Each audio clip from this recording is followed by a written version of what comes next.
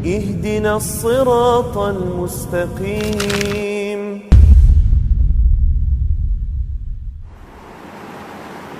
Bismillahirrahmanirrahim. Assalamualaikum warahmatullahi wabarakatuh. Alhamdulillahi rabbil alamin. Wabihi nasta'inu ala umuri dunya waddin. Asyhadu an la ilaha illallah wahdahu la syarikalah. Wa asyhadu anna Muhammadan abduhu wa rasuluh sallallahu alaihi wa ala alihi wa sahbihi wa man tabi'ahum bi ihsanin ila yaumiddin wa sallama tasliman katsira amma ba'd. Allahumma la ilma lana illa ma 'allamtana innaka antal alimul hakim. Allahumma 'allimna ma yanfa'una wanfa'na bima 'allamtana wa zidna ilman ya karim. Rabbi shrah li sadri wa yassir li amri wahlul 'uqdatam min lisani yafqahu qawli. Allahumma la sahla illa ma ja'altahu sahla wa anta taj'alul hazana idza syi'ta sahla. Para pemirsa, para pendengar yang dirahmati dan dimuliakan oleh Allah, alhamdulillahi bi ni'matihi tatimmus shalihat. Kita bersyukur kepada Allah Subhanahu wa taala atas segala limpahan nikmat dan karunia darinya, dan kita haturkan salawat dan salam semoga senantiasa terkirimkan kepada junjungan dan tauladan kita Nabi besar Muhammad sallallahu alaihi wasallam, juga kepada keluarga, para sahabat serta orang-orang yang senantiasa meniti jalannya sampai hari kiamat.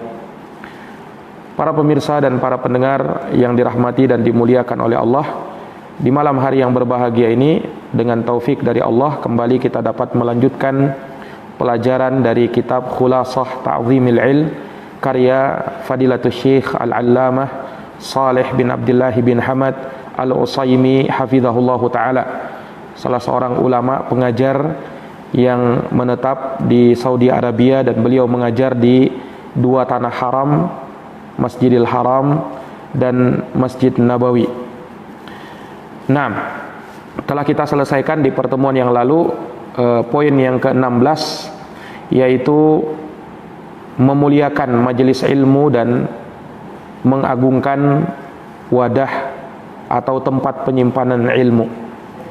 Maka telah diterangkan oleh Syekh hafizahullahu taala akan semestinya seorang penuntut ilmu memuliakan majelis-majelis ilmu, dan juga beliau sebutkan terkait dengan adab yang hendaknya dimiliki oleh seseorang tatkala hadir di majelis ilmu.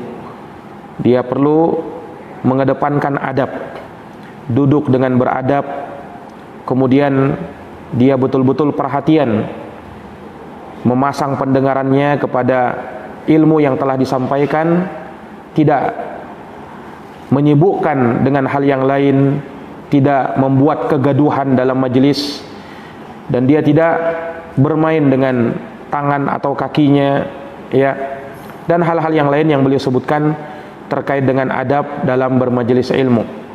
Demikian pula beliau sebutkan bagaimana seseorang penuntut ilmu juga harus memuliakan wadah ilmu itu, terutama kitab-kitab yang di situ menyusun ilmu. Nah, kitab-kitab para ulama itu harus dimuliakan. Nah, tidak menjadikannya sebagai tempat untuk kita menaruh seluruh barang-barang kita, atau melempar buku-buku para ulama, atau menjadikannya sebagai bantal, atau hal yang lain yang membuat ilmu tersebut menjadi terhinakan. Maka seorang yang punya adab dan pengagungan kepada ilmu, dia memuliakan majelis ilmu dan juga memuliakan kitab-kitab yang memuat tentang ilmu yang dituliskan oleh ahlul ilmi. Para pemirsa yang dirahmati oleh Allah, pada malam hari ini kita akan masuk pada Al-Maqidut As-Sabi' Asyar, poin yang ke-17. Dikatakan oleh Syekh hafizahullahu taala, ad-dabbu 'anil ilmi wadz-zawdu an hiyadhihi. Poin yang ke-17 dari pengagungan kepada ilmu adalah membela ilmu. Membela ilmu, wad-daud an hiyadhihi, dan menjaga hiyadhihi, yakni dari kata haud, yakni telaganya ilmu. Ya, menghormati telaganya ilmu. Ya, ahli ilmu itu sendiri. Nah, ini dari perkara yang hendaknya ada dalam diri seseorang, terlebih dia adalah penuntut ilmu, dia membela ilmu itu. Ketika ada yang merendahkan ilmu, tatkala ada orang-orang yang mempermainkan ilmu, dia tidak terima. Nah, sebab ilmu itu mulia. Telah kita terangkan bagaimana kemuliaan ilmu itu, sehingga tidak layak untuk dipermainkan, tidak layak untuk direndahkan, dan dia harus membela kemuliaan ilmu itu dan menjaga kehormatan ilmu. Ya, dia membela ahli ilmu dan telaganya ilmu itu. Nah, para pemirsa yang dirahmati dan dimuliakan oleh Allah, dan pembelaan kepada ilmu termasuk dari pembelaan kepada agama. Pembelaan kepada agama, sebab agama kita dibangun di atas ilmu, dan orang yang menolong agama Allah, membela agama Allah, Allah akan menolongnya. Allah Subhanahu wa taala berfirman, "In tansurullaha yansurkum wa yutsabbit aqdamakum." Jika kalian menolong agama Allah, maka Allah akan menolong kalian dan akan mengokohkan kaki-kaki kalian. Akan mengokohkan kaki-kaki kalian. Maka menolong ilmu agama ini masuk di dalam menolong agama Allah Subhanahu wa taala. Nah, yang dengan hal tersebut pertolongan Allah akan datang kepada kita, dan Allah Subhanahu wa taala akan memberikan pembelaannya kepada kita. Para pemirsa yang dirahmati oleh Allah, Syekh mengatakan, "Innalil ilmi hurmatun wafirah." Innalil ilmi hurmatan wafirah. Sesungguhnya ilmu itu punya kehormatan yang sangat besar, kehormatan yang sangat banyak. Tujibul intisara lahu idza tu'rida li janabihi bima la yasluh. Yang hal tersebut mengharuskan untuk membela ilmu tersebut apabila dia diperhadapkan pada sisi yang tidak sepantasnya untuk dilakukan. Nah, jadi karena ilmu punya kemuliaan yang besar, maka sudah semestinya untuk dibela. Ya, sudah semestinya untuk dibela. Kapan dibela? Tatkala ada perkara-perkara yang tidak layak diperlakukan pada ilmu agama itu. Nah, dan kita bisa melihat bagaimana pembelaan para ulama kepada ilmu, dan itu nampak dari perjuangan mereka. Nah, mereka menuntut ilmu tersebut, kemudian mereka menghafalkannya, ya, kemudian mereka mendakwahkannya sebagai bentuk penjagaan kepada ilmu.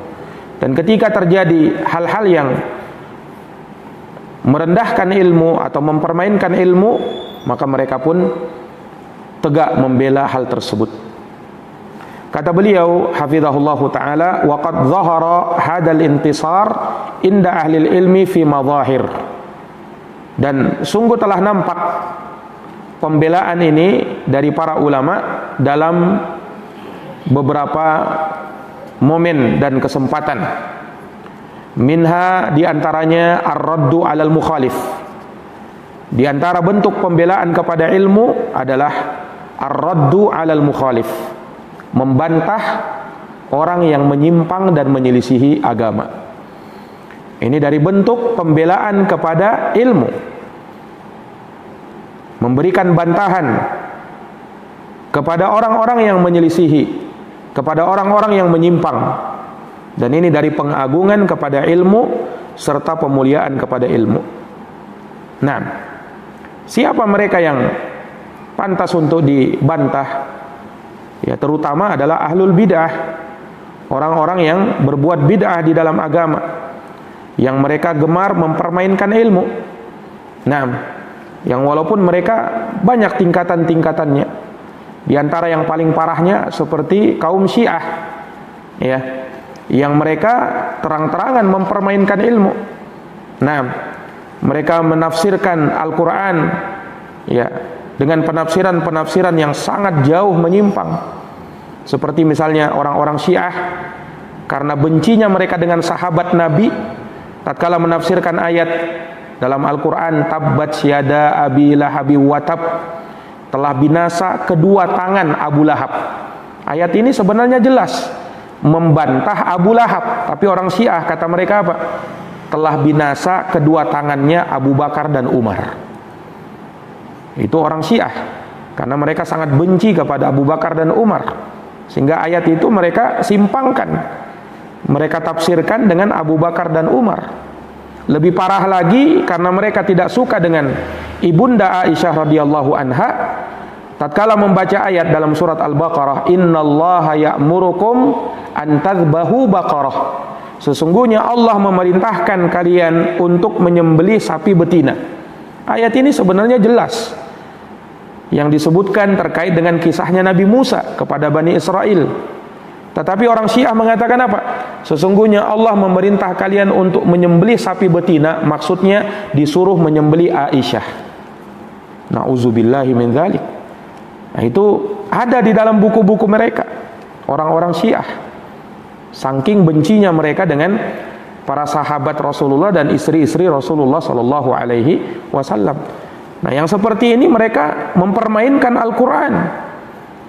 Maka sudah menjadi kewajiban bagi kita membela Al-Quran ini. Ya, tidak mungkin kita diamkan, tidak mungkin kita biarkan. Tatkala ada orang yang menafsirkan ayat-ayat Al-Quran tidak sesuai dengan apa yang dijelaskan dan dijabarkan oleh para ulama, sama seperti kaum Khawarij yang gemar mengkafir-kafirkan kaum muslimin. Mereka tatkala mendapatkan ayat, ya, qatilul musyrikin, perangilah orang-orang musyrikin, sehingga mereka dengan dalih tersebut, ya, mereka ingin berjihad, ya, kemudian menaruh bom di sana dan di sini, ya, dengan atas nama jihad. Nah, ini bukan jihad, ya, karena mereka mempermainkan ayat-ayat Quran. Ya, ayat itu tidak seperti itu. Nah, tidak ada di dalam Islam, ya, berjihad dengan model seperti yang mereka lakukan itu. Ini dari kedustaan atas nama syariat dan mempermainkan ilmu agama, mempermainkan ilmu agama. Nah, yang seperti ini kita harus membela, ya, ilmu agama dari penyimpangan orang-orang yang menyimpang. Alhamdulillah, Ahlus Sunnah wal Jamaah, mereka adalah orang yang terdepan dalam hal ini. Tatkala ada penyimpangan, mereka yang paling pertama dan terdepan membela agama Allah. Tatkala orang lain mendiamkannya, bisu 1000 bahasa, ya, tidak mau berkomentar, khawatir kalau dia mengeluarkan bantahan nanti, ya, pengikutnya berkurang, nanti viewersnya berkurang, pengikutnya tidak ada, yang like kurang. Ini yang seperti ini, ya, dai-dai yang hanya, ya, mementingkan jamaah, dia tidak membela agama Allah. Harusnya di dalam agama ini yang pertama yang harus kita tegakkan adalah li'ala'i kalimatillah, untuk meninggikan kalimat Allah subhanahu wa ta'ala, bukan sekedar mencari pengikut. Apabila kita berdakwah sekedar untuk mencari pengikut, ini menunjukkan ada niatan yang buruk di dalam diri kita. Kita berdakwah, mengajak manusia memang, tetapi tujuan kita untuk meninggikan kalimat Allah, bukan rela melakukan apa saja demi memperbanyak pengikut. Nah, maka Ahlus Sunnah wal Jamaah paling terdepan di dalam hal ini. Mereka bukan hanya beramar ma'ruf saja, tapi mereka juga melakukan nahi mungkar, mencegah dari kemungkaran, membantah orang yang menyelisihi, yang menyimpang. Ini bagian dari nahi mungkar, mencegah kemungkaran-kemungkaran yang ada.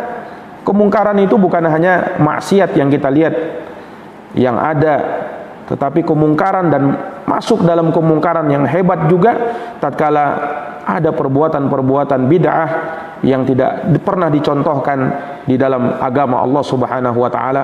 Kita bela agama ini dengan menjelaskan sunnah Rasulullah sallallahu alaihi wasallam yang sebenarnya. Nah, maka ini dari pembelaan kepada agama Allah. Ar-raddu 'alal mukhalif, membantah orang yang menyelisihi. Faman istabanat mukhalafatuhu lisyari'ah, rudda alaihi kainan mangkana. Barang siapa yang telah jelas penyimpangannya, penyelisihannya terhadap syariat, maka dibantah orang tersebut, siapapun dia, tidak peduli siapapun dia. Nah, kapan dia menyelisihi, kapan dia menyimpang, harus dijelaskan, harus diluruskan. Hamiyatan lid-din. Untuk apa? Bukan untuk hebat-hebatan, bukan untuk menyerang sana, menyerang sini, bukan. Tapi untuk menjaga agama, wa nasihatan lil muslimin, dan untuk nasihat bagi kaum muslimin. Pernah disebutkan dari Imam Ahmad rahimahullah, ada seorang yang berkata kepada Imam Ahmad, wahai Imam, aku tidak mau dan tidak ingin ketika aku harus menyebutkan si fulan ini keliru, si fulan ini salah. Nah, aku tidak mau seperti itu. Aku mau yang lurus-lurus saja. Imam Ahmad mengatakan, kalau saya diam, kamu diam, sampai kapan orang jahil bisa tahu kebenaran? Yang namanya kebenaran itu bukan perkara-perkara baik saja kita sampaikan. Kita harus mendidik umat ini dengan tarbiyah dan tasfiyah. Itu dua hal yang harus digandengkan. Tarbiyah, mendidik umat di atas kebaikan, di atas tauhid, di atas sunnah, di atas ketaatan.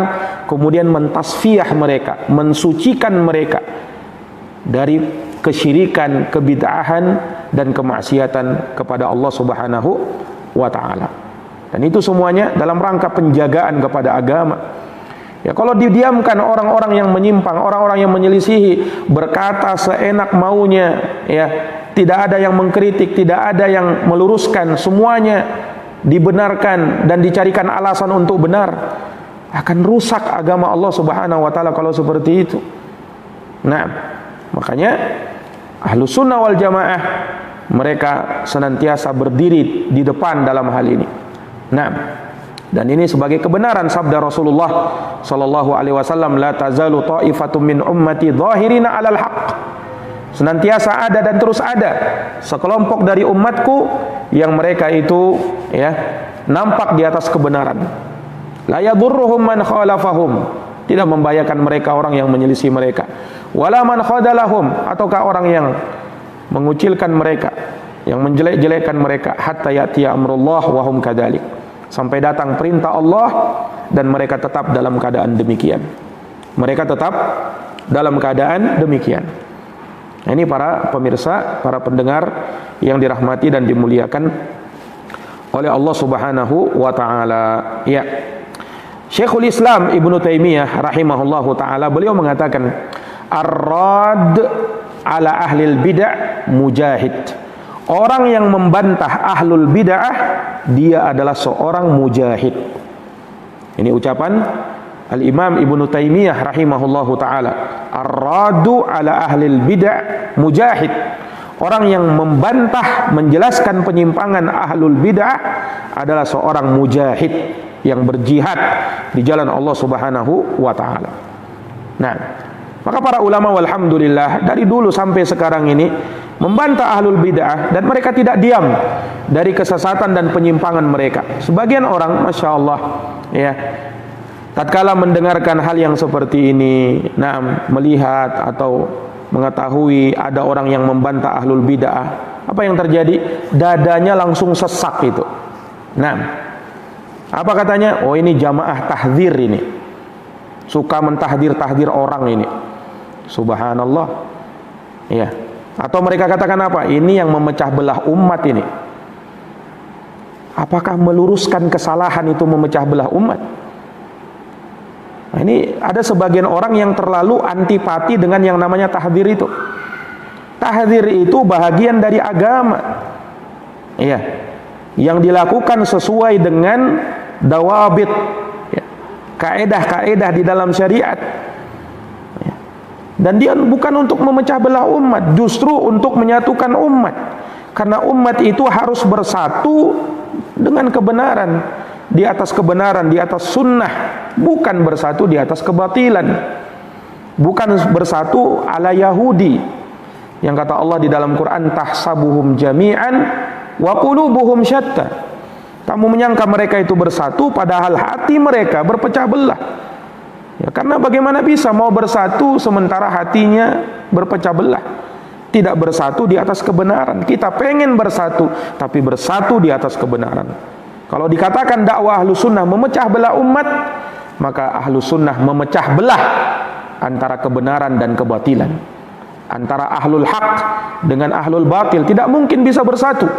Antara musyrikin dengan muwahhidin, antara Ahlus Sunnah dengan ahlul bid'ah. Tidak mungkin mereka bisa disatukan.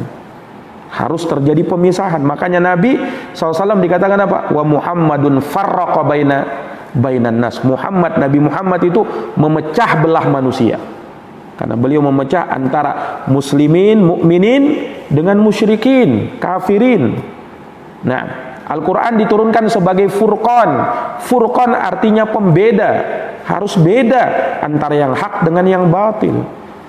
Ini para pemirsa yang dirahmati dan dimuliakan oleh Allah Subhanahu wa taala. Jadi jangan antipati dengan yang namanya tahdzir. Itu ada di dalam agama kita. Nah, itu ada di dalam agama kita. Ya, walaupun yang namanya tahdzir itu ulama jelaskan jangan mentahdzir secara serampangan. Nah, ini juga keliru. Ada sebagian orang sedikit-sedikit tahdzir, seakan-akan segala sesuatunya diobati dengan tahdzir saja. Tidak seperti itu. Tahdzir ini bagian dari syariat dan itu dilakukan ketika diperlukan, tatkala diperlukan. Nah, ketika maslahatnya lebih besar, dijelaskan oleh para ulama bagaimana tahdzir itu. Jadi pertengahan, jangan sampai gulu dalam tahdzir, berlebih-lebihan. Dan jangan juga antipati dengan tahdziran ini. Tatkala orang mendengar tahdzir, oh ini jamaah tahdzir ini, oh ini memecah belah Ahlus Sunnah ini. Bukan seperti itu. Justru kita ingin meluruskan kesalahan. Nah, ini para pemirsa yang dirahmati dan dimuliakan oleh Allah. Sekali lagi, raddu alal mukhalif, membantah penyelisihan, orang yang menyimpang, orang yang menyelisihi. Ini bagian dari penjagaan dan pembelaan kepada ilmu agama.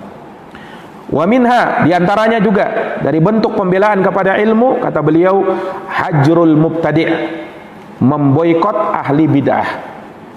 Memboikot ahli bid'ah. Nah, ini juga salah satu dari perkara yang banyak ya, manusia di sini ada yang terlalu bergampangan, ada juga yang terlalu gulu berlebih-lebihan. Ya. Maka Ahlus Sunnah wal Jamaah Allah Subhanahu wa taala jadikan mereka berada di tengah-tengah. Wa khairul umur awsatuha. Sebaik-baik perkara, sebaik-baik urusan adalah yang di tengah-tengah. Nah, sama dengan hajrul mubtadi', menghajar, memboikot ahli bid'ah. Ini juga bagian dari agama. Ya. Disebutkan oleh Syekh di sini, dzakarahu Abu Ya'la Al-Farra ijma'an. Imam Abu Ya'la Al-Farra bahkan menyebutkannya ijma' ulama. Ini bagian dari pembelaan kepada ilmu, bagian dari syariat. Apa itu? Hajrul mubtadi', menghajar, memboikot ahlul bid'ah. Nah, dan ini kita lakukan sekali lagi untuk nasihat kepada kaum muslimin. Ya, untuk nasihat kepada kaum muslimin. Nah, jadi jangan disalahartikan. Ada sebagian orang ya kurang bisa membedakan mana nasihat, mana celaan. Nasihat dikatakannya celaan. Nasihat itu meluruskan. Ya mungkin orang yang dinasihati tidak terima dengan hal tersebut. Tetapi sebagai orang yang jujur dalam beragama, dia kalau dia salah, dia mengakui kesalahannya, menerima kesalahannya. Jangan ya ketika dijelaskan kesalahannya semakin membela diri, kemudian berburuk sangka kepada yang menasehati. Nah, ini orang ini sedikit aja orang salah langsung. Ya, bukan seperti itu. Nah, ini yang seperti ini para hadirin yang dirahmati oleh Allah, terkadang orang terlalu berburuk sangka. Nah, harusnya dia husnudzon, kedepankan husnudzon. Orang ketika menasehati ingin kebaikan kepada antum, ingin memberikan perbaikan. Nah, makanya yang seperti ini ada di dalam syariat kita, ada di dalam agama kita. Jangan sampai salah. Ya. dalam menerjemahkan nasihat diterjemahkan dengan ta'yir, ya, mencela, menggibah orang katanya. Ini tidak seperti itu.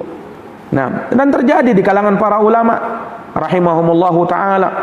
Ya, disebutkan Imam Ahmad pernah berselisih paham dengan imam yang juga, ya,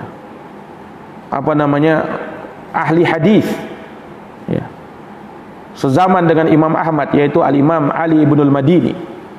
Imam Ali ibnul Madini seorang imam besar juga, ahli hadis, termasuk dari ulama yang paham tentang ilalul hadis, cacat-cacat ilmu hadis yang tidak sembarangan orang, tidak sembarangan para muhaddisin yang tahu tentang ilmu tersebut. Imam Ali ibnul Madini termasuk orang yang paham tentang hal tersebut. Ya, sampai-sampai Imam Bukhari rahimahullah pernah berkata, ya, kata Imam Bukhari rahimahullah taala, mastasghartu nafsi illa inda Ali ibnul Madini. Aku tidak pernah merasa kecil di hadapan seorang syekh kecuali tatkala berhadapan dengan Imam Ali ibnul Madini. Itu pengakuan Imam Bukhari yang digelari sebagai Amirul Mukminin fil hadis. Bersama dengan itu beliau sangat segan dengan Imam Ali ibnul Madini ini. Imam Ahmad pernah berselisih paham dengan Imam Ali ibnul Madini terkait dengan fitnah khalqul Quran. Di zaman Imam Ahmad dulu terfitnah banyak kaum muslimin, bahkan penguasanya ikut membela kesesatan, mengatakan Quran itu makhluk, padahal Quran itu kalamullah, firman Allah, bukan makhluk. Terlalu banyak dalil-dalilnya. Wa in ahadun minal musyrikin astajarak fa'ajirhu hatta yasma'a kalam Allah. Apabila ada seorang dari kaum musyrikin minta perlindungan kepadamu, lindungi dia sampai dia sempat mendengarkan kalam Allah, firman Allah, yaitu Al-Quran. Allah katakan Quran itu adalah firman Allah. Dulu di masa Imam Ahmad, akidah ini, ya, dikaburkan dan orang-orang dipaksa mengatakan Quran harus dikatakan makhluk, dan itu kesesatan. Ya, firman Allah itu sifat Allah. Kalau dikatakan sifat Allah makhluk, ini kekurangan ajaran kepada Allah subhanahu wa ta'ala. Nah, tatkala itu Imam Ahmad rahimahullah ta'ala harus dipenjara karena mempertahankan akidah ini. Imam Ahmad disuruh mengatakan Quran makhluk, Imam Ahmad tidak mau, maka beliau dipenjara, disiksa Imam Ahmad. Tapi Imam Ali ibnul Madini tatkala disuruh mengatakan Quran makhluk, beliau katakan, walaupun dalam hatinya beliau ingkari itu, beliau ingin mengingkarinya, tetapi beliau, ya, berijtihad, ini terpaksa ini. Nah, masalah saya ucapkan, walaupun hati saya meyakini Quran itu kalamullah. Imam Ahmad tidak setuju dengan perbuatannya Imam Ali ibnul Madini. Imam Ahmad tidak setuju, karena kamu ini seorang ulama, seorang alim, harusnya bisa bersikap lebih tegas. Nah, sampai disebutkan kan ini terpaksa. Yang namanya keterpaksaan itu, kamu dibunuh, ada pedang yang dekat di lehermu, baru. Kalau seperti ini, Imam Ahmad ketika itu memandang, ya, hendaknya jangan, tetap mempertahankan akidah Quran itu kalamullah. Tapi Imam Ali ibnul Madini dengan ijtihad beliau mengucapkannya dengan dasar ini terpaksa, darurat. Nah, terjadi perselisihan antara dua imam ini. Nah, perselisihan luar biasa ketika itu. Bagaimana pengingkaran Imam Ahmad rahimahullah ta'ala kepada Imam Ali ibnul Madini. Bersamaan dengan itu, subhanallah, mereka tidak saling berpecah belah. Ini tatkala terjadi penyelisihan kepada sesama ahlus sunnah, tidak sampai terjadi perselisihan, penyelisihan atau saling membenci di antara mereka, tidak. Beda kalau yang ditahdir itu ahlul bid'ah yang memang dari asal pemikirannya menyimpang. Tapi kalau sesama ahlus sunnah ada memang nasihat, bukan juga didiamkan. Ya, ketika terjadi penyimpangan dijelaskan kesalahan dan penyimpangan itu. Ya. Nah, ini para pemirsa yang dirahmati dan dimuliakan oleh Allah Subhanahu wa taala. Dan ketika terjadi penyimpangan dijelaskan, itu tidak harus orang saling bermusuhan. Beda dengan zaman sekarang ini. Ketika terjadi penyelisihan, kemudian dijelaskan kesalahannya, seakan-akan harus diboikot orangnya langsung, atau seakan-akan harus dibenci, dimusuhi, dijatuhkan orangnya. Ini keliru di dalam bermanhaj, dalam beragama. Nah, makanya perkara ini perkara yang sangat detail di kalangan para ulama. Seorang hendaknya berhati-hati, ya, ketika membicarakan seseorang, ya, ataukah dia bersikap diam. Ini perlu ilmu di dalamnya. Jangan serampangan juga, dan juga jangan memposisikan diri seakan-akan orang yang paling bijak, ya, tidak mau mentahdir dan diam terhadap kesesatan. Ini juga keliru. Pertengahan. Nah, itulah ahlu sunnah wal jamaah seperti itu. Nah, ini para pemirsa yang dirahmati dan dimuliakan oleh Allah Subhanahu wa taala. Asalnya memboikot kaum muslimin itu terlarang. Boleh kita memboikot saudara muslim 3 hari saja, diberikan rukhsah oleh Nabi SAW. Lebih dari itu tidak boleh. Disebutkan dalam hadis, la yahillu li muslimin ayyahjura akhahu fawqa 3 layalin. Tidak halal seorang muslim menghajar, memboikot saudaranya lebih dari 3 malam. Bahkan dalam hadis yang lain disebutkan kalau dia boikot 3 malam, lebih dari 3 malam, meninggal, masuk neraka. Nah, ini bahaya. Tapi kalau memang ada alasan syar'i di situ, boleh bahkan lebih dari 3 hari. Sebagaimana Nabi pernah memboikot sahabat Ka'ab bin Malik dan 2 orang kawannya itu lebih dari 50 hari diboikot sama Nabi SAW. Sahabat Ibnu Umar pernah memboikot anaknya sampai meninggal. Bayangkan, yang diboikot anaknya sendiri. Ini dalam rangka pembelaan kepada agama. Bukan kita ingin berkeras-keras, bukan. Nah, ini para pemirsa yang dirahmati dan dimuliakan oleh Allah Subhanahu wa taala. Nah, jadi ini adalah perkara yang harusnya dipahami. Kemudian kata beliau, fala yukhadul ilmu an ahlil bid'ah. Jangan ngambil ilmu kepada ahlul bid'ah. Nah, ini harus dipahami. Jangan ngambil ilmu itu kepada sembarang orang. Ada sebagian orang punya kaidah begini. Ya, kita ambil ilmu kepada siapa saja. Yang baiknya kita ambil, yang buruknya jangan diambil. Ini kaidah batil ini, seperti ini. Tidak boleh punya prinsip seperti itu. Kenapa? Kita ini bukan ulama. Itu yang seperti itu, yang baiknya kita ambil, yang buruknya kita buang, itu derajat ulama. Dari mana kita bisa membedakan ini baik, ini buruk? Boleh jadi, ya, kalau kita tidak punya ilmu, termakan dengan syubhatnya orang Syiah. Dia juga pakai Quran loh, dia juga pakai hadis. Kalau kita tidak punya ilmu, oh ini kan baik. Kenapa? Dia juga bawa Quran kok. Dia juga bawa hadis Nabi. Kita tidak tahu, penafsirannya menyimpang. Bisa bedakan, orang awam tidak bisa membedakan. Makanya jangan ambil kaidah seperti itu. Ini kan banyak seakan-akan bijak, yang baiknya diambil, buruknya jangan diambil. Itu posisinya ulama yang begitu itu. Bukan sembarang orang. Kalau orang awam tugasnya belajar kepada ahlus sunnah, ahlul ilmi yang benar, jelas ilmunya. Jangan sembarangan belajar. Dilihat dulu kepada siapa kita berguru. Karena seorang itu berada di atas akidah sang guru. Sang gurunya Syiah, ikut juga menjadi Syiah. Sang guru Khawarij, ikut juga menjadi Khawarij. Sang guru berpemahaman teroris, dia juga akan ikut berpemahaman teroris. Jangan disangka para teroris tidak punya dalil. Mereka juga punya dalil. Nah, kalau kita tidak cukup ilmu, yang baiknya kita ambil, yang buruknya kita buang, mana kapasitas kita untuk membedakannya? Nah, ini makanya jangan seolah-olah kayak orang bijak, ya. Padahal kalimat yang seakan-akan manis, tapi dibungkus dengan sesuatu yang menyimpang. Harus belajar, paham agama ini dengan baik. Ini para pemirsa yang dirahmati dan dimuliakan oleh Allah. Beda mengambil ilmu, beda dengan menerima ilmu. Kalau menerima ilmu kepada siapa saja kita terima. Tapi kalau mengambil ilmu, menuntut ilmu, harus jelas siapa guru yang kita ambil ilmu ini. Jelas pemahamannya, jelas akidahnya, jelas manhajnya.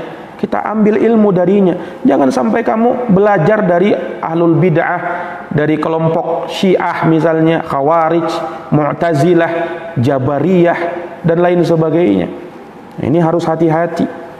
Ini para pemirsa yang dirahmati dan dimuliakan oleh Allah. Hanya beliau mengatakan, lakin idza tarra ilaihi, kalau memang sifatnya darurat, tidak ada lagi ahlus sunnah, fala ba'sa, tidak masalah. Kama fir riwayah anhum lada al muhadditsin, sebagaimana para ahli hadis juga kadang mengambil riwayat hadis dari ahlul bidah. Tapi itu ada syarat dan ketentuannya. Ketika misalnya tidak ada ahlus sunnah, tidak ada ahlul ilmi yang mengajar, yang ada cuman ahlul bid'ah, tapi kita ambil ilmu, bukan ambil pemahaman bid'ahnya. Misalnya dia paham bahasa Arab, tidak ada yang bisa mengajar bahasa Arab, ya sudah kita ambil ilmu bahasa Arab dari dia, karena tidak ada yang mengajar. Kalau ada yang mengajar, tidak boleh, belajar sama ahlus sunnah saja. Nah, ini para pemirsa yang dirahmati dan dimuliakan oleh Allah Subhanahu wa taala. Kemudian kata beliau, wa minha zajrul muta'allim. Di antaranya juga adalah menghardik murid yang belajar idza ta'adda fi bahtsihi, kalau dia melampaui batas dalam pembahasannya. Kalau dia melakukan hal-hal yang berlebih-lebihan, melampaui batas, terkadang seorang guru bisa memarahi muridnya. Au dhahara minhu ladad, atau nampak darinya kelakuan yang buruk, au su'ul adab, atau jeleknya adabnya. Seorang guru berhak menghardik, memarahi sang murid kalau berkelakuan tidak baik, dan sang murid jangan tersinggung, harus menerima kritikan dari sang guru. Karena sang murid itu ibarat seorang anak berada di hadapan bapaknya. Apakah ketika sang bapak memarahi kemudian anak langsung memboikot bapaknya? Tidak boleh. Sama tatkala misalnya seorang guru kemudian memarahi muridnya, sang guru menginginkan kebaikan kepada sang murid. Nah, terkadang perlu ditegur dengan tegas. Nah, jangan langsung, ini ustadz ini, syekh ini, guru ini, saya tidak cocok sama dia. Kenapa? Suka marah-marah. Nah, pernah saya dimarahinya lagi. Nah, ini tidak boleh seperti ini. Nah, karena sang guru terkadang melihat, ya, hal-hal yang seperti ini tidak pantas, ditegur. Wa in ihtajal muallim ila ikhrajil muta'allim min majlisihi zajran lahu falyaf'al kama kana yaf'aluhu Syu'bah rahimahullah ma'a Affan ibn Muslim fi darsihi. Kalau seorang guru, seorang pendidik butuh sampai mengeluarkan orang muridnya dari majelisnya sebagai bentuk pelajaran baginya, lakukan. Boleh seperti itu, sebagaimana yang dilakukan Imam Syu'bah rahimahullah bersama Affan bin Muslim, ya, dari pelajarannya. Nah, ini yang seperti ini ada para ulama kita sebagai bentuk pelajaran supaya orang itu lebih menghormati majelis ilmu, menghormati ilmu. Naam. Dan kami dengarkan, kami ketika berada di hadapan para ulama sewaktu kita belajar di Yaman dulu, Syekh Muhammad bin Abdul Imam hafizahullah taala, ya, tidak jarang kita mendengarkan beliau mengeluarkan muridnya. Beliau punya ribuan murid di Yaman itu. Ada murid-murid yang kelakuannya tidak bagus, Syekh langsung keluarkan, raweh kata beliau, keluar dari majelis sebagai bentuk pelajaran bagi yang lainnya. Supaya apa? Orang kalau misalnya ada kesalahan didiamkan, orang akhirnya menjadi-jadi, ya kan? Tapi ketika misalnya ditegur, disalahkan, murid yang lain bisa mengambil pelajaran. Oh, itu salah. Jangan sampai saya seperti itu. Pelajaran yang diambil. Nah, waqad yuzjarul muta'allim bi adamil iqbali alaihi. Terkadang murid itu dihardik, diberi pelajaran dengan tidak memperdulikannya, wa tarki ijabatih, tidak menjawab pertanyaannya, fasukutu jawabun qalahu al-A'mash. Diam itu sebagai jawaban, sebagaimana kata Imam A'mash. Wa ra'ayna hadza katsiran min jama'atin minasyuyukh. Ini kata Syekh, kami lihat kebanyakan dari para masyayikh kita, ya, kadang melakukan yang seperti ini. Minhumul Allamah Ibnu Bas rahimahullah, seperti Al-Allamah Syekh bin Bas rahimahullah. Farubbama sa'alahu sa'ilun amma la yanfa'uh. Kadang ada orang bertanya kepada Syekh bin Bas, pertanyaan tidak ada manfaatnya. Fataraka syekhu ijabatah. Syekh tidak mau jawab. Wa amaral qari' ayyuwasila qiraatah, lalu memerintahkan yang membaca buku, ya, kalau beliau mengajar ada seorang disuruh membaca bukunya. Nah, beliau perintahkan kepada pembacanya supaya menyambung bacaannya saja, tidak usah pedulikan. Ini sebagai bentuk pelajaran. Au ajabahu bi khilafi qasdih, atau terkadang beliau menjawab pertanyaannya tapi beda dengan maksudnya. Nah, ini guru terkadang tahu hal-hal yang seperti ini. Nah, sekali lagi yang seperti ini para pemirsa yang dirahmati oleh Allah sebagai bentuk apa? Pelajaran, mengingatkan, ya, mengingatkan supaya orang itu lebih menghargai ilmu, menghargai ahlu ilmi. Nah, dan juga yang seperti ini sebagai bentuk pembelaan kepada ilmu agama, karena ilmu itu layak untuk dibela, dijaga, ya, dan jangan sampai dihinakan. Demikian para pemirsa yang dirahmati oleh Allah, semoga bermanfaat. Hadanallahu wa iyyakum ajma'in. Subhanakallahumma wa bihamdika asyhadu an la ilaha illa anta astaghfiruka wa atubu ilaik. Walhamdulillahirabbil alamin. Assalamualaikum warahmatullahi wabarakatuh.